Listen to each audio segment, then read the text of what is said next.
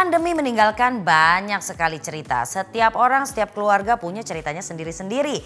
Kalau keluarganya Dirli dan Nola ini katanya ya mengisi waktu dengan hal yang sangat bermanfaat. Nah ternyata mereka mengisi waktu dengan mengurus anak-anak. Nah kita akan cari tahu ya seperti apa sih cerita mereka. Kemudian juga ada di sini Bopak. Nah Bopak ini dengan istrinya Gita ternyata beda umurnya kan 11 tahun tuh. Gimana suka dukanya? Kita lihat aja yuk.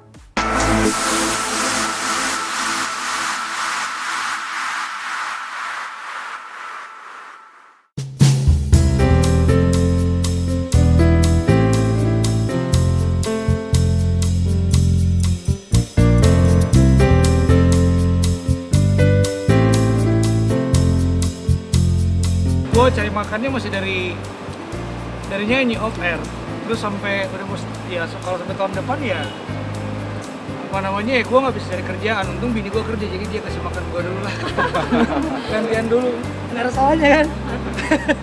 Selamat ya. Masih selamat ya. Masih selamat Pak, karena kan pekerjaan masih di entertain. Kerja kan pramugari, jadi ya masih kerja setiap bulan. Ya kamu dulu cari kerja buat kita dulu. Gue jaga anak di rumah gantian. Babysitter sementara. Masalah melihat keadaan diri sendiri gimana? Sebenarnya kerjaan jalan masih, cuman nggak serutin biasanya. Tapi kalau untuk masukan untuk dia sih masih ada aja, rezeki ada aja lah.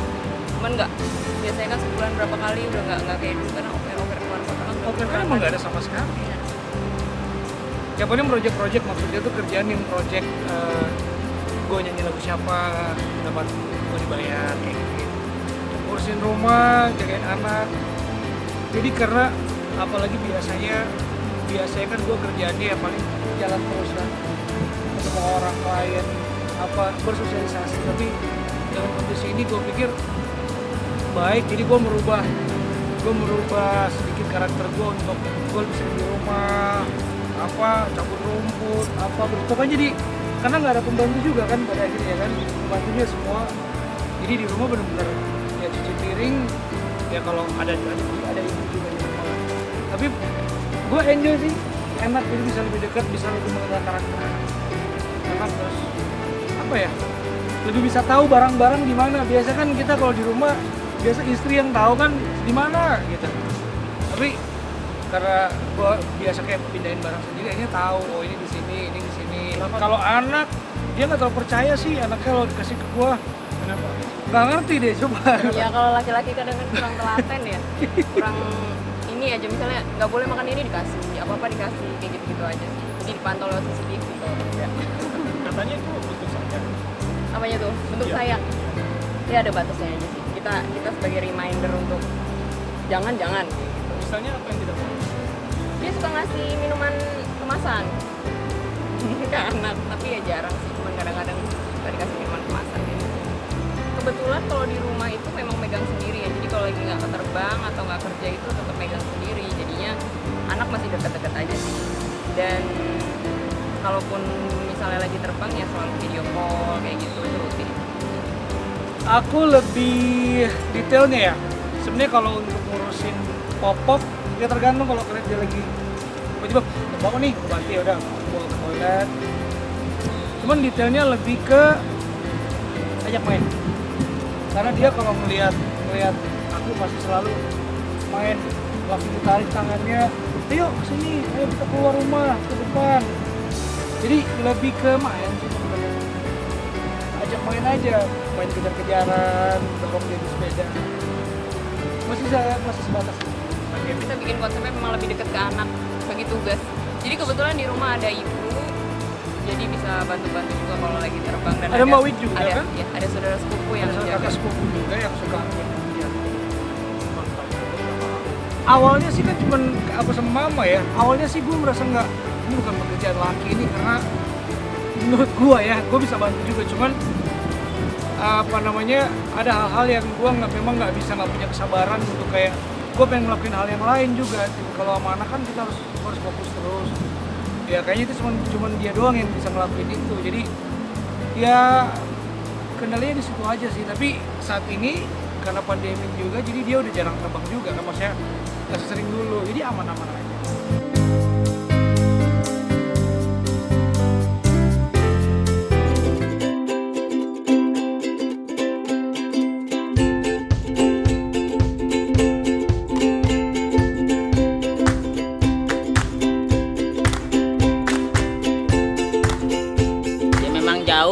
Jadi kan ya Bopak sih untuk menghilangkan stigma orang.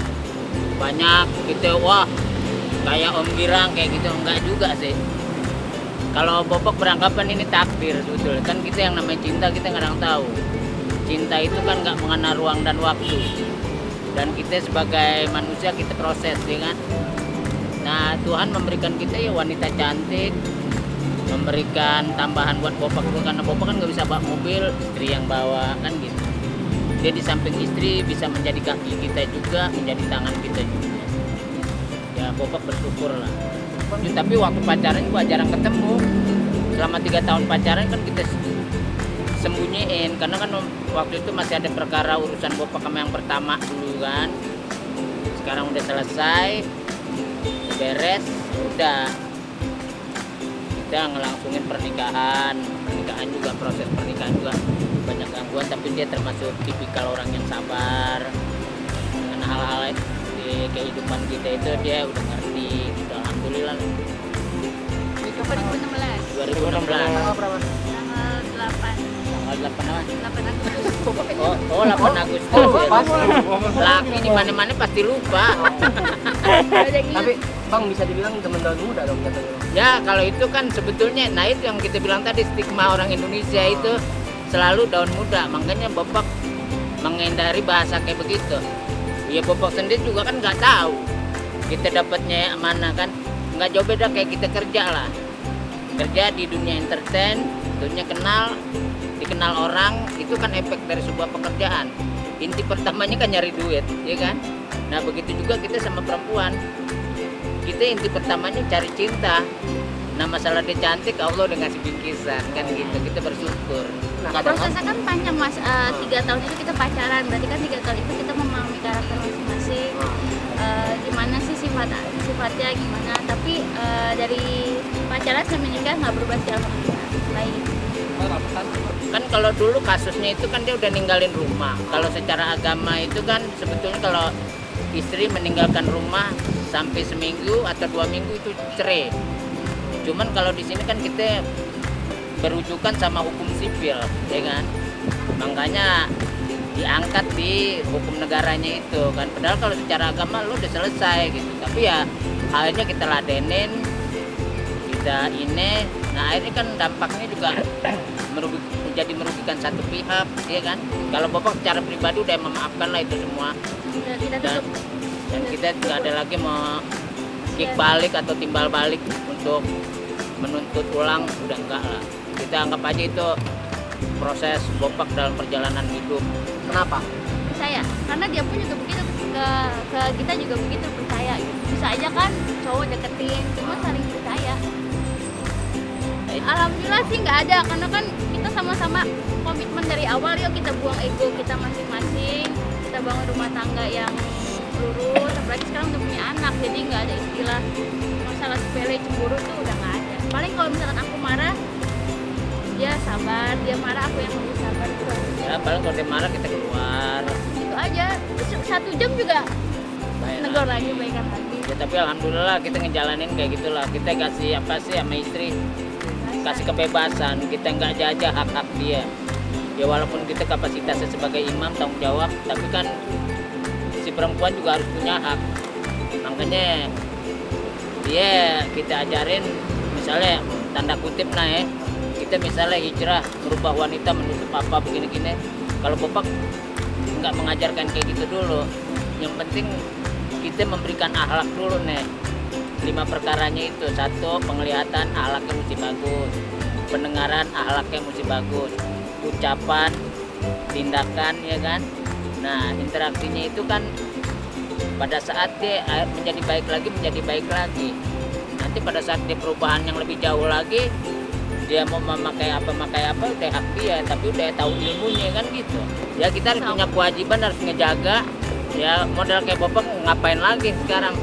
Pokoknya apa yang kita dapat dari hasil pekerjaan, mau rumah kayak mobil, udah bukan hak kita kalau kita udah masuk ke ranah itu. Itu udah hak istri sama hak anak. Kalau kita mah anggapan numpang hidup aja di situ. Kalau kita punya kewajiban bagaimana mereka aman, nyaman, gunakan hidup ini seindah-indahnya kan gitu. Kan kita hidup cuma satu kali.